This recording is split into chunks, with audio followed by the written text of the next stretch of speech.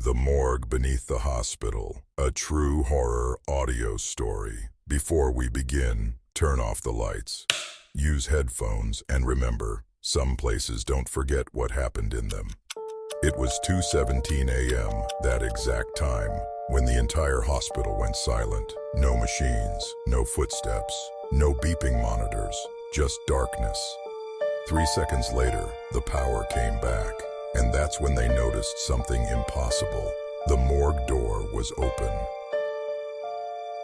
The morgue of Al Rama Hospital was not a normal place. It was buried 3 floors underground, far from patients, far from visitors, far from questions. And that night, one man was sent down there alone. His name was Dr. Yahya Salem, a medical intern. First month on the job, first night shift no one else wanted. The security guard stopped him at the elevator. "Doctors go down there," the guard said quietly, "but they never stay long."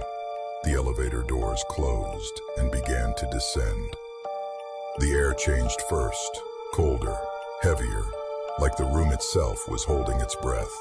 When Yahya stepped out, the lights flickered, then stabilized. The morgue corridor was empty, too empty. At the far end, the steel door stood open, wide enough to feel intentional. Yahya hesitated, then stepped inside. The door shut behind him. Inside were rows of metal drawers, stacked like filing cabinets.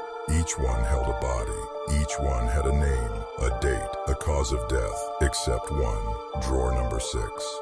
It was slightly open. A dark stain leaked from beneath it, dry blood, cracked and brown. Yahya told himself it was old, that morgues smelled like this. He pulled the drawer open. The body was male, middle-aged, unidentified, covered with a white sheet, except for the face. The eyes were open, not glazed, not empty, focused. Then, they blinked. Yahya stumbled back. "No," he whispered. "This isn't happening." He rushed to the wall monitor. No pulse, no brain activity. Flat lines, clinically dead. Behind him, a sound. Not a scream, not a breath. A whisper. "Doctor." The voice didn't come from one place. It came from everywhere. Yahya turned. The man's mouth was open now, darker inside, wet. "You left us here," the body said. Yahya ran. In the records room, he searched frantically. No digital file, no admission record, no death certificate. It was like the man never existed. Until he found the cabinet, locked, old. Inside were handwritten reports, dozens of them, hundreds. Each page ended with the same line. "Time of death, 2:17 a.m. The dates went back 40 years. A loud metallic crash echoed from the morgue, then another, then another. Drawers, opening. Yahya ran back. Bodies were sitting up, some stitched, some bruised, some missing organs. Blood seeped across the floor, reflecting the ceiling lights like a shattered mirror. Their eyes followed him, their voices overlapped. We waited. We were ignored. We died twice. From the shadows, a woman stepped forward. She wore an old nurse's uniform, soaked dark at the stomach. "They experimented on us," she said calmly.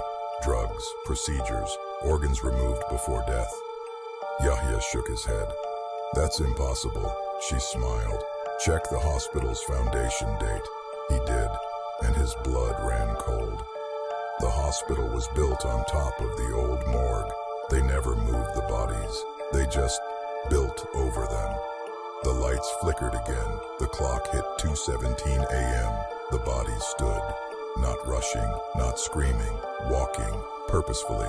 "We don't want revenge," they said. "We want witnesses." Hands grabbed Yahya's arms. Cold, strong, final. Morning came. At 7 a.m., a nurse entered the morgue. She screamed. Dr. Yahya Salem sat upright on a metal tray, eyes wide open, no heartbeat. In his hand, a stack of old reports, soaked in dried blood. The clock on the wall was broken, frozen at 2:17 a.m. And deep beneath hospital, the morgue door closed, slowly, waiting for the next night shift.